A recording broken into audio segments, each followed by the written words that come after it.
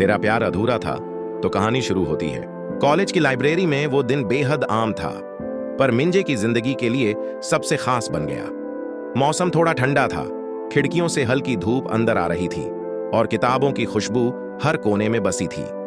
मिंजे, एक शांत स्वभाव का लड़का, हमेशा की तरह अकेला टेबल पर बैठा किसी पुरानी कोरियन कविता की किताब में डूबा हुआ था।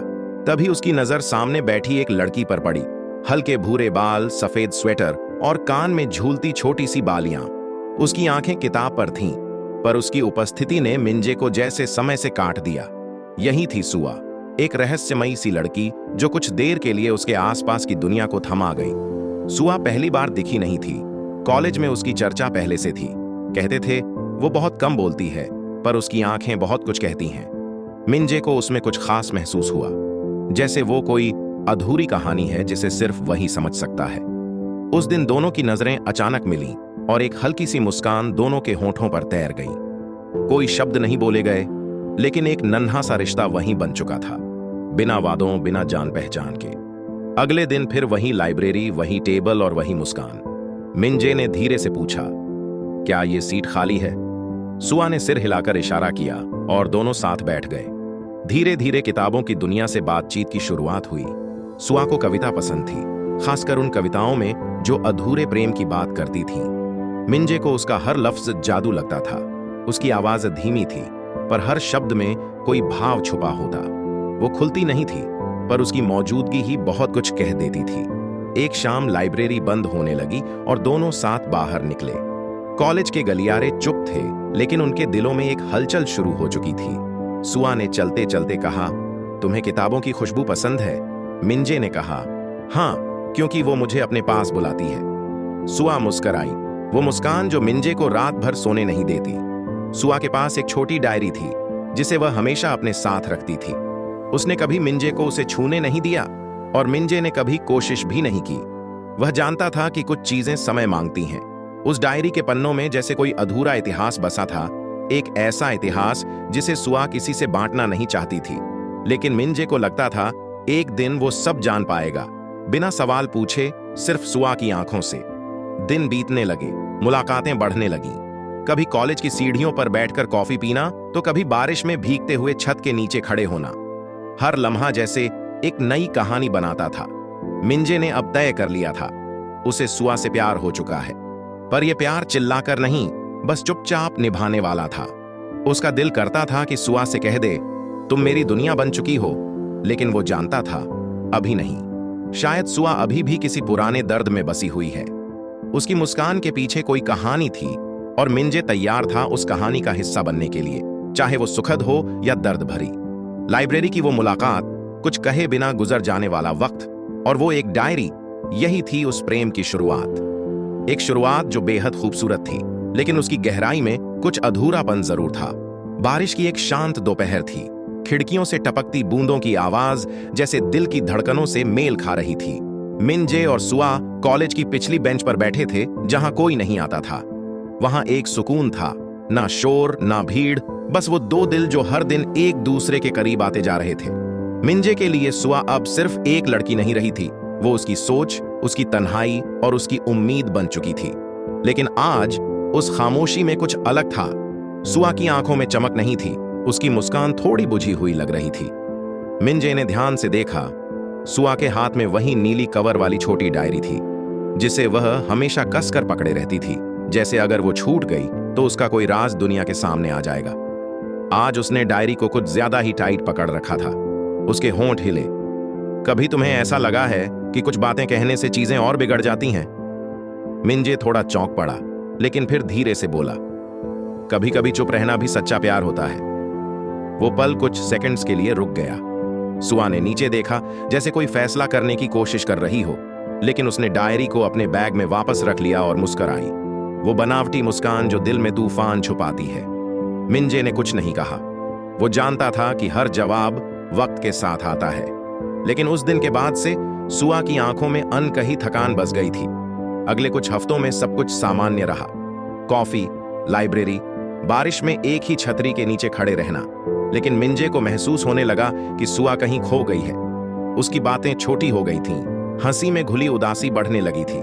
एक दिन उसने मिंजे से कहा, अगर मैं एक दिन अचानक चली जाऊं तो तुम क्या करोगे? मिंजे मुस्कुराया, तुम कभी जाओगी ही नहीं, क्योंकि मैं तुम्हें जाने नहीं दूंगा। लेकिन सुआ की आंखों में जैसे आंसू थे, अदृश्य पर महसूस होने वाले। फिर आया वो दिन जब सुआ कॉलेज नहीं आई। पहला दिन, फिर दूसरा, और फिर एक हफ्ता बीत गया। मिंजे ने हर जगह तलाशा, क्लासरूम, लाइब्रेरी, कैफेटेरिया, वह पार्क जहां वो दोनों अक्सर बैठते थे, लेकिन सुआ कहीं नहीं थी। उसका फोन बंद था, सोशल मीडिया साइलेंट। सिर्फ उसकी यादें और वो जगहें थीं जहां उसका हंसता चेहरा अब सिर्फ एक अधूरी तस्वीर की तरह रह गया था। मिंजे हर शाम उस पुरानी लाइब्रेरी टेबल पर बैठता, जैसे इंतजार कर रहा हो कि सुआ किसी दिन वापस आए और कहे, मैं बस थोड़ी देर के लिए गई थी। लेकिन हकीकत दिल तोड़ने वाली थी।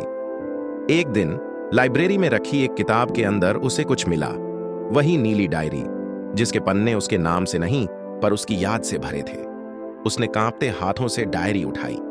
एक तरफ उसका नाम नहीं था, लेकिन दूसरी तरफ कुछ ऐसा लिखा था जिसे पढ़कर मिंजे की सांसें रुक गईं। मैं तुम्हें कभी अपना सच नहीं बता पाई, क्योंकि तुम बहुत अच्छे हो और मैं वो नहीं जो तुम समझते हो। बस इतना ही लिखा था और बाकी पन्ने खाली थे। वो खालीपन मिंजे के दिल तक उतर गया। उस पल उसे लगा जैसे कोई कहानी बिना अंत के खत्म हो गई हो। वो चाहता था चीख कर सुआ को बुलाए, पूछे कि उसने ऐसा क्यों किया, लेकिन सिर्फ खामोशी उसके पास थी। वो डायरी अब सिर्फ एक किताब नहीं थी, वो मिंजे की सबसे बड़ी पहेली बन चुकी थी। एक अधूरी कहानी जिसे अब वो खुद से जोड़ने की कोशिश करने वाला था, हर पन्ने, हर शब्द और हर याद से।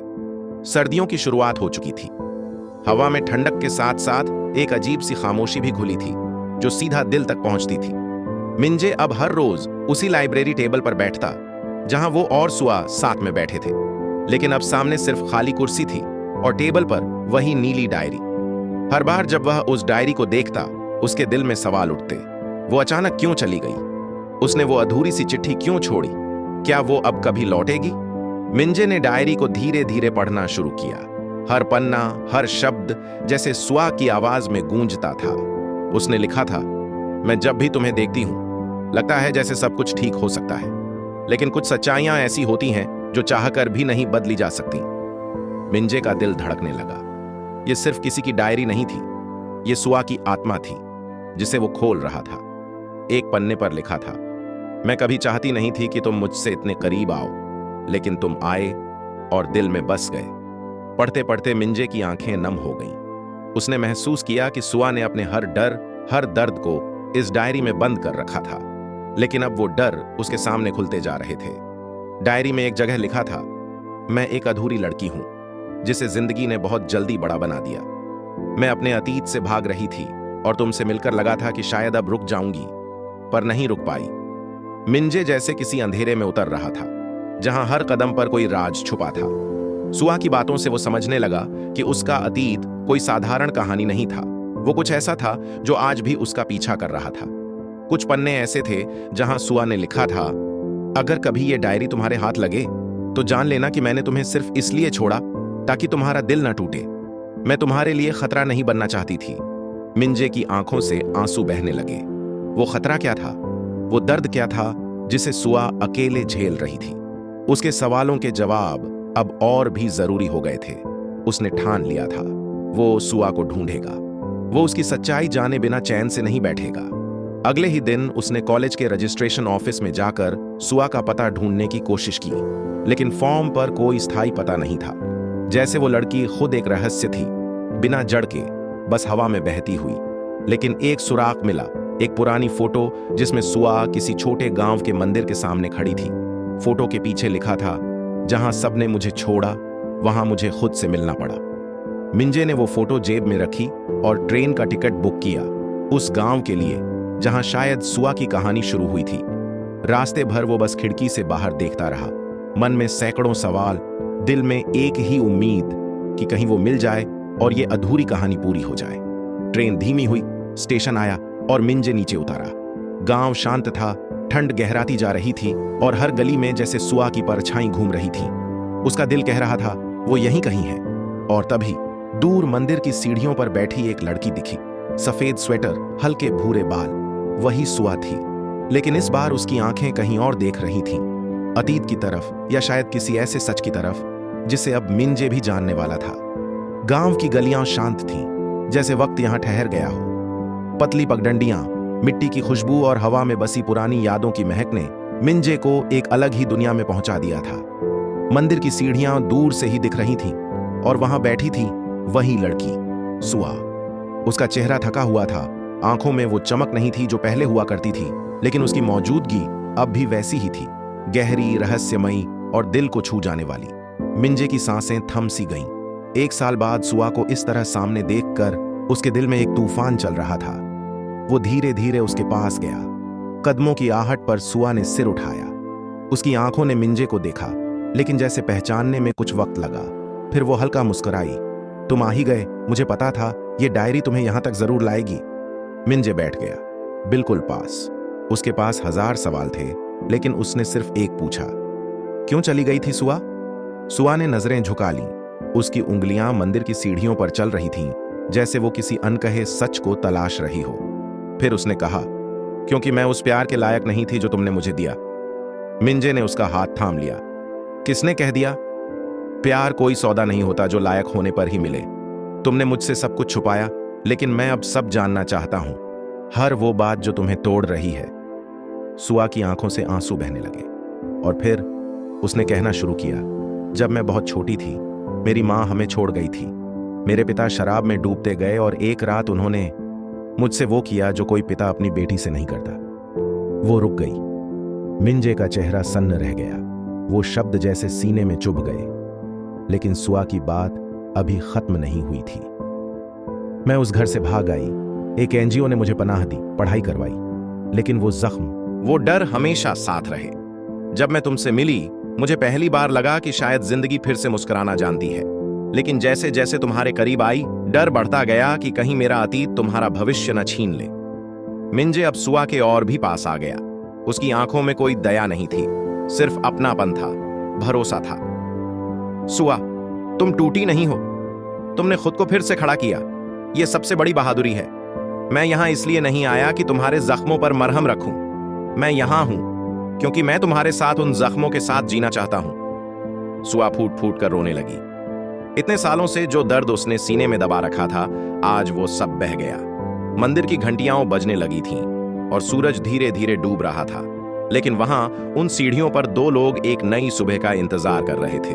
उस शाम सुआ ने पहली बार खुद को कमजोर नहीं बल्कि आजाद महसूस किया। वो अब अकेली नहीं थी।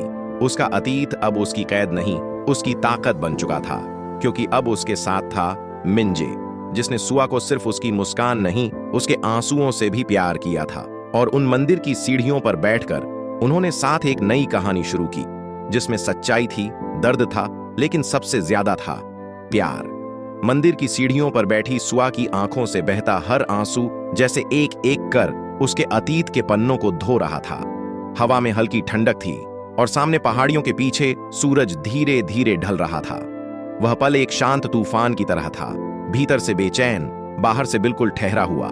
मिंजे ने सुआ का हाथ थाम रखा था और सुआ को पहली बार ऐसा लग रहा था कि किसी ने उसे बिना शर्त स्वीकार किया है, उसकी टूटी हुई आत्मा को गले लगाया है। उस रात वे गांव के पुराने गेस्ट हाउस में ठहरे। जगह सादी थी, लेकिन उस सादगी में सुकून था। मिंजे ने खुद खाना बनाया, सुआ के लिए उसकी पसंदीदा सी वेजिटेबल नूडल सूप। सुआ उसे देखती रही, जैसे वो पहली बार किसी को इतने करीब देख रही हो। खाना खाते वक्त मिंजे ने कहा, कल सुबह हम साथ चलेंगे। जहां तुम्हें सबसे ज्यादा डर लगता है वहीं चलेंगे, ताकि तुम अपने अतीत को हमेशा के लिए पीछे छोड़ सको। अगली सुबह सूरज निकलने से पहले ही वे दोनों उसी गांव के कच्चे रास्ते पर चल पड़े, जहां से सुआ कभी भागी थी। रास्ते में लोग उन्हें पहचानते थे, फुसफुसाते थे, लेकिन सुआ ने पहली बार किसी की नजर से डर महसूस नहीं किया, क्योंकि अब वो अकेली नहीं थी। वे पहुंचे उस जर्जर से घर के सामने, जो अब वीरान पड़ा था। टूटी हुई खिड़कियां, जंग लगे दरवाजे और दीवारों पर उगी काई ने उस घर की कहानी को और भयावह बना दिया था। सुआ की सांसें तेज हो गईं, उसके पैर वहीं जम गए, लेकिन मिंजे ने उसकी हथेली को मजबूती से थामा और कहा, तुम यहां आई हो, इसका मतलब है कि तुम डर से बड़ी हो चुकी हो। सुआ ने धीमे कदमों से दरवाजा खोला। घर की सीलन भरी हवा ने उसके जहन में पुरानी यादों का बवंडर खड़ा कर दिया। वहां एक कोना था जहां वो अक्सर छिप जाया करती थी। एक दीवार थी जहां मां की पुरानी तस्वीर टंगी थी, और एक वो कमरा था जहां उसकी मासूमियत छीन ली गई थी। वो कमरे के दरवाजे पर रुकी। उसकी आंखों से बहते आंसू अब गुस्से में बदल गए थे।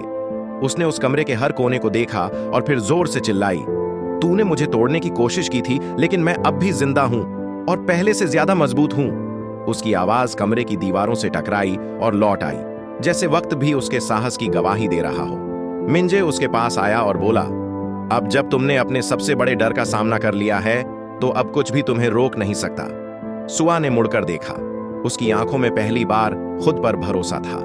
वे बाहर आए। सूरज अब पूरी तरह निकल चुका था और उसकी किरणें जैसे उस घर की दीवारों पर लिखे सारे अंधेरे मिटा रही थीं। सुआ ने एक गहरी सांस ली और कहा, अब मैं सच में आजाद हूं। मिंजे ने मुस्कुराकर कहा, अब चलो, एक नई जिंदगी तुम्हारा इंतजार कर रही है।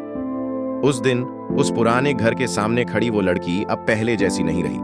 वह सुआ थी, लेकिन अब टूटी नहीं, बन चुकी थी एक नई रोशनी जो अपने अतीत की राख से खुद को फिर से जीने वाली थी। और उसके साथ था वो लड़का जिसने उसकी तन्हाई को अपने प्यार से भर दिया। सियोल की हलचल भरी गलियों में लौटते ही सब कुछ फिर से तेज हो गया था। ट्रैफिक का शोर, भागते लोग, झगड़ते हॉर्न और भीड़ में खोती पहचान। लेकिन इस बार कुछ अलग था। इस बार सुआ अकेली नहीं थी। मिंजे उसका हाथ थामे हुए था और उसके हर कदम में एक नई ताकत, एक नई कहानी चल रही थी। गांव से लौटकर उनका रिश्ता और गहरा हो गया था। वो अब सिर्फ एक प्रेम कहानी नहीं रही थी, वो एक साझी लड़ाई बन चुकी थी, अतीत से आजादी की। सुआ ने खुद को बदलना शुरू किया। उसने पहले अपनी नोटबुक निकाली और पहली बार दिल से कुछ लिखा।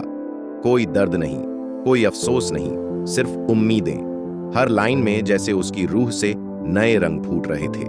मिंजे ने उसे अपनी यूनिवर्सिटी की वर्कशॉप में शामिल करवाया, जहां युवाओं को ट्रॉमा से उबरने की ट्रेनिंग दी जाती थी। सुआ वहां पहले दिन चुपचाप कोने में बैठी रही, लेकिन जब एक लड़की फूट फूट कर रोने लगी और कहने लगी कि उसका कोई नहीं है, तो सुआ बिना सोचे उसके पास गई और उसे गले लगा लिया। उस दिन पहली बार सुआ ने खुद को किसी और के लिए मजबूत बनते देखा। दिन बीतते गए और सुआ अब सिर्फ अपने लिए नहीं बल्कि दूसरों के लिए जीने लगी थी।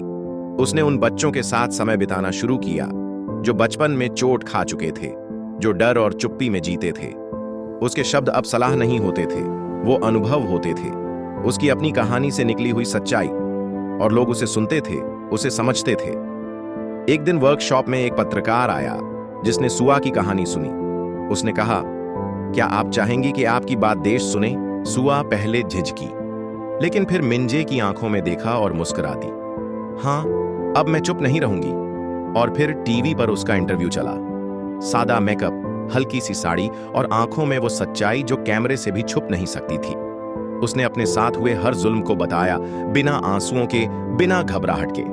और फिर कहा, जो लोग आज भी डर के साए में जी रहे हैं, उन्हें यह जानना जरूरी है कि वो अकेले नहीं हैं, हम सब साथ हैं। उस इंटरव्यू ने जैसे आग लगा दी। सोशल मीडिया पर उसकी क्लिप वायरल हो गई। लोग उसे शांति की आवाज कहने लगे। कई संस्थाओं ने उससे संपर्क किया। उसने एक छोटी संस्था शुरू की, जख्मों से रोशनी तक, और उसमें मिंजे उसका पहला साथी बना।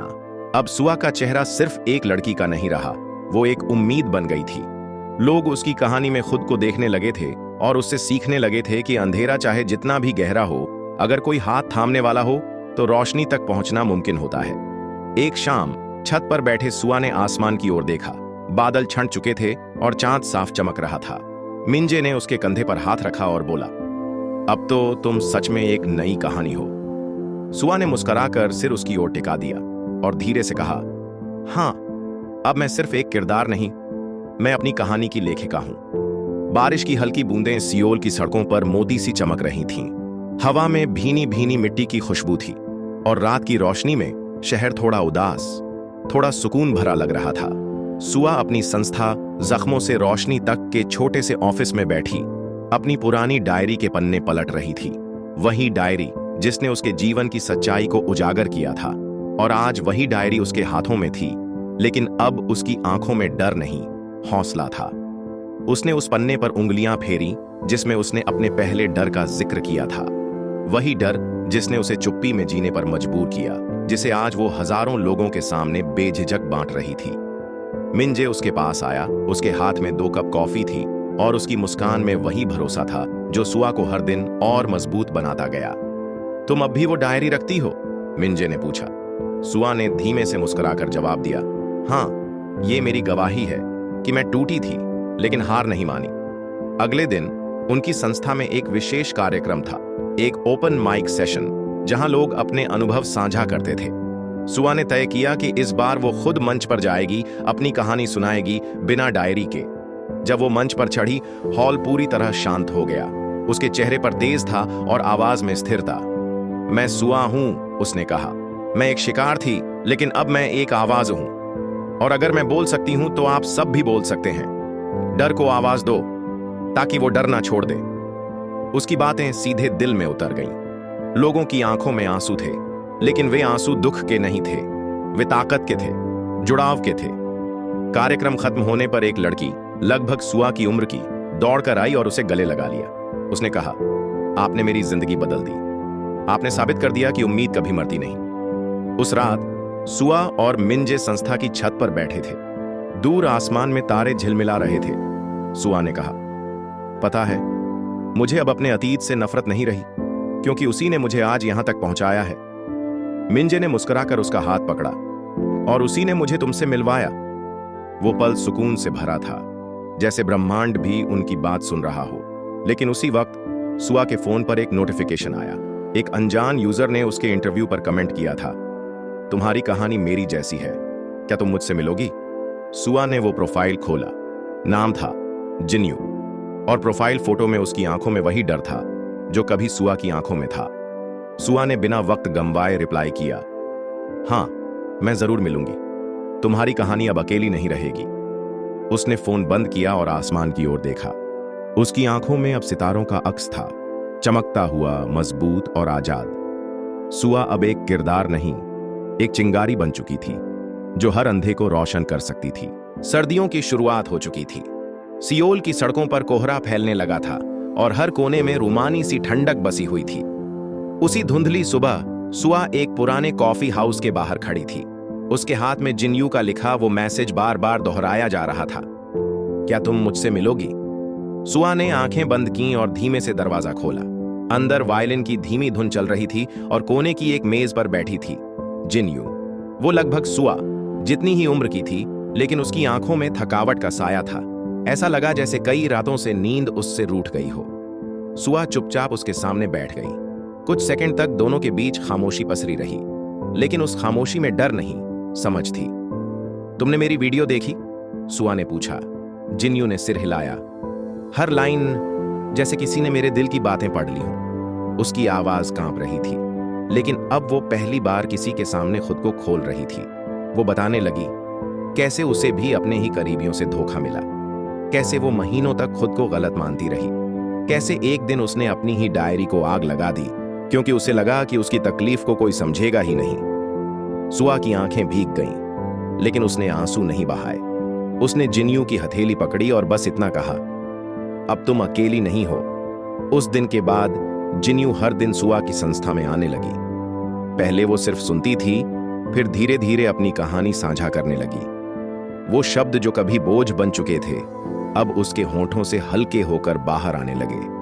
सुआ ने उसे अपने साथ एक नया प्रोजेक्ट शुरू करने का ऑफर दिया, डायरी पुनर्जन्म।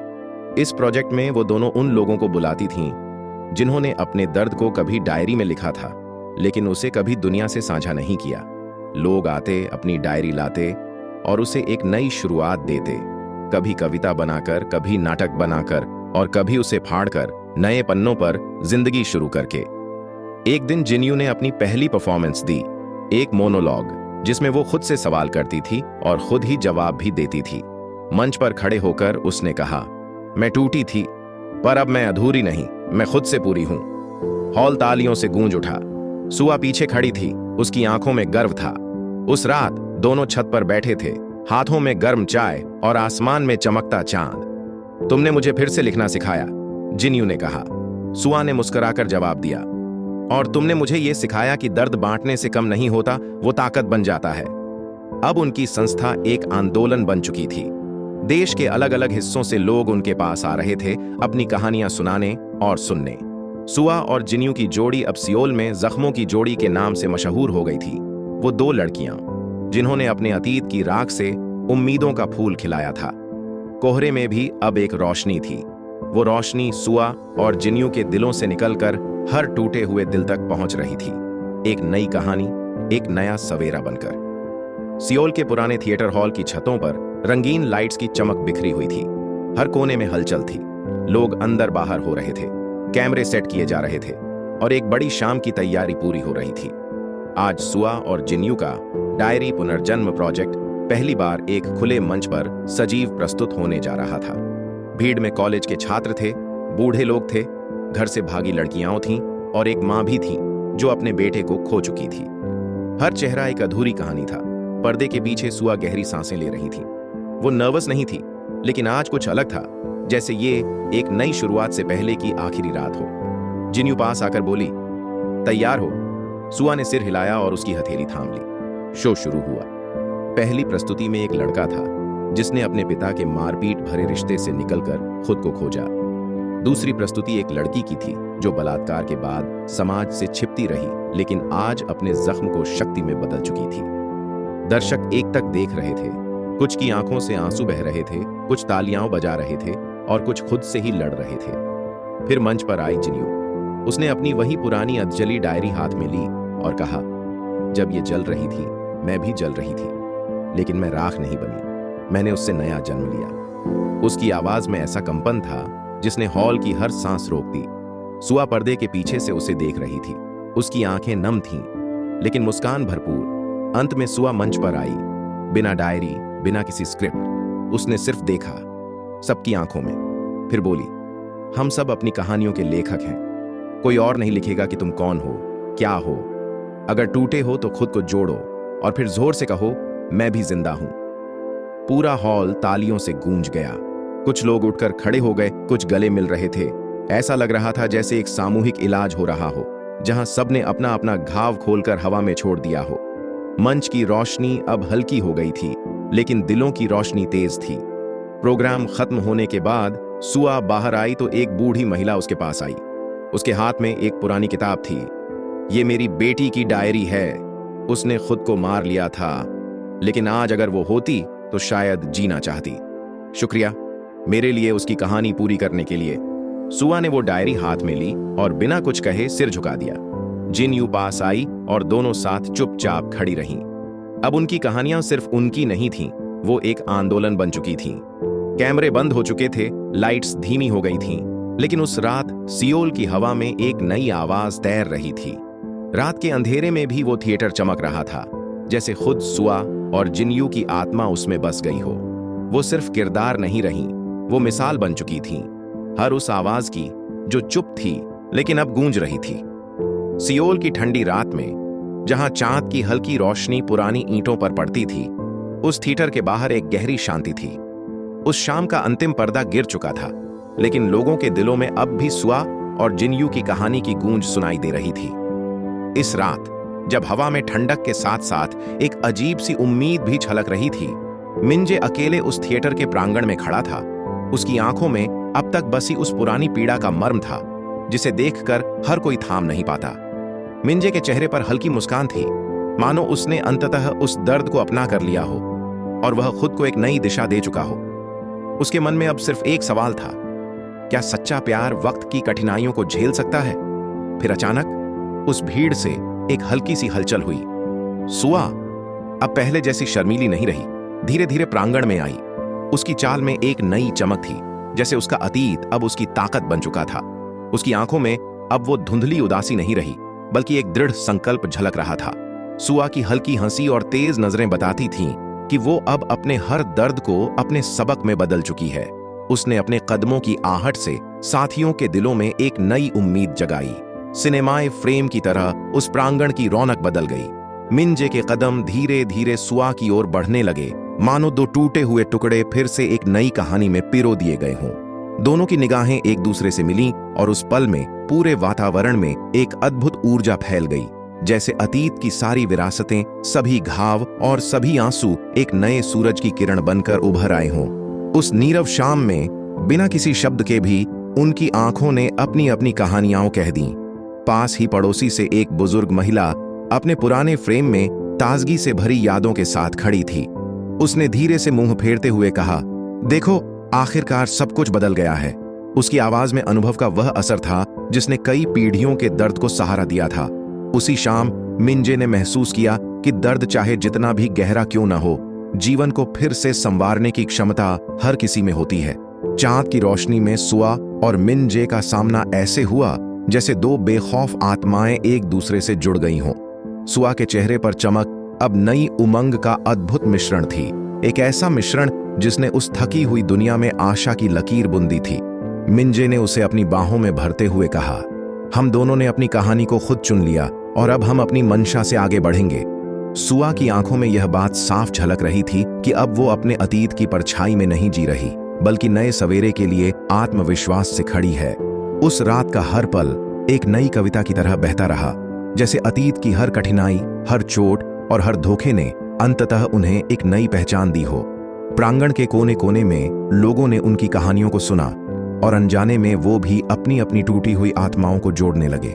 थिएटर के बाहर लगी दियों की रोशनी ने वातावरण को और भी मनमोहक बना दिया और हर दिया मानो आशा का एक छोटा सा प्रकट रूप हो। मिंजे, सुआ और जिन्यू की इन आत्माओं ने उस रात एक सामूहिक संकल्प लिया कि अब वे अपने दर्द को कलम में उतार उसे गीतों में बदलेंगे और दुनिया को दिखाएंगे कि सच्चा प्यार वो है जो अंधेरों से लड़कर भी उम्मीद की किरण बन जाए। सारा आसमान मानो उनकी इस जीत का गवाह बन गया था। हर बूंद, हर रोशनी और हर सांस में जीवन की नई उमंग थी जो इस संघर्षपूर्ण लेकिन सुंदर कहानी को आगे ले जाने का वादा करती थी। आपको कहानी कैसी लगी? कमेंट में जरूर बताना। इसी तरह की प्यार भरी स्टोरी देखने के लिए वीडियो को लाइक और चैनल को सब्सक्राइब करें।